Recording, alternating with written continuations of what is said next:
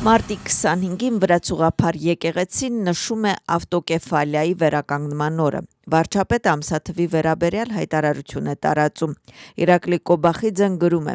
այս տարի այս հանդիսավոր օրը ստվերված է ազգային վշտով։ Մենք հրաժեշտ ենք տալիս հոգևոր առաջնորդ համայն Վրաստանի կաթողիկոս պատրիարք Իլիա II-ին, ում նվաճումներից մեկը Մայր եկեղեցու հնագույն ավտոկեֆալիայի ճանաչումն է համաշխարհային մակարդակով։ Սա վճռական քայլ էր ոչ միայն վրաց եկեղեցու ամրապնդման, այլև պետության ինքնիշխանության ամրապնդման գործում։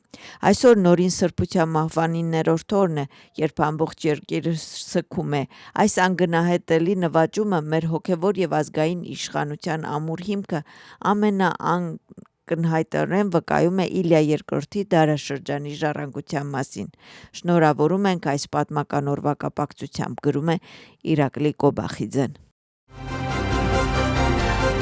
Այսօր Վրաստանի կաթողիկոս պատրիարք Իլիա II-ի մահվան 9-րդ օրն է։ Բացի այդ, մարտի 25-ին վրաց ուղղափառ եկեղեցին նշում է ավտոկեֆալիայի վերականգնման օրը։ Այսօր Շիո եպիսկոպոսը ժամը 14:00-ին Սիոնի տաճարում կմատուցի հոգեհանգստի պատարագ եւ հուղարկավորության կարգ։ Սիոնի պատրիարքարանի տաճար մարդկանց հոսքը չի դադարում։ Չնայած նրան, որ ցալիկապատման աշխատանքներ են կատարվում, հետևաբար մուտքը հասանելի կլինի ժամը 8-ից մինչև երեկոյան 22:00 ամեն օր 40 օրվա ընթացքում։ Վրաստանի խորհրդարանի նախագահի հայտարարությունը, որտեղ նա գնահատում է վերջին օրերը, քաղաքական արձագանքների առարկա է։ Ընդդիմությունը քննադատում է Շալվա Պապուաշվիլիին եւ նրա հայտարարությունները անվանում երեսպաշտություն։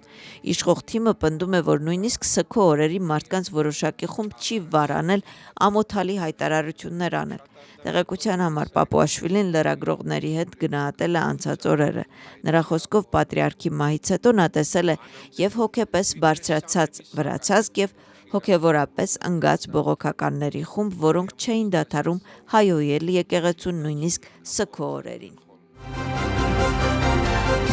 Քաղաքական սպեկտրում գնահատականների առարկա է լրատվամիջոցներում տարածված տեղեկություն այն մասին, որ Եվրախորհրդարանը Եվրոպական ժողովրդական կուսակցության 3 անդամներից պահանջում է պատժամիջոցներ կիրառել վրացական 3 հեռուստաընկերությունների Իմեդի, Պոզիտիվի եւ Ռուստավի օրիի նկատմամբ։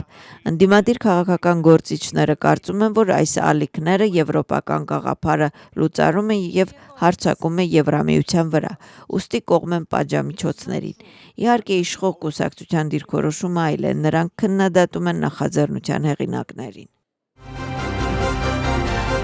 Վրաստանի առաջին տիկինը Վաշինգտոնում է։ Թամար Բագրադիոնին ԱՄՆ-ում է գտնվում Մելանիա Թրամփի հրավերով։ Նա արդեն մասնակցել է Միասին ավելի լավ ապագայի գլոբալ գագաթնաժողովին եւ ելույթ է ունեցել։ Թամար Բագրադիոնին կենտրոնացել է Թամարա Թագուու կատարած ներդրման վրա։ Վրաստանի առաջին տիկինը նաև գագաթնաժողովի մասնակիցներին տեղեկացել է այն բարեփոխումների մասին, որոնք Վրաստանը իրականացնում է թվային փոխակերպման ճանապարհին։ Հատուկ ուշադրություն է դարձվել հիմնարար իրավունքների պաշտպանությանը եւ երեխաների անվտանգությանը։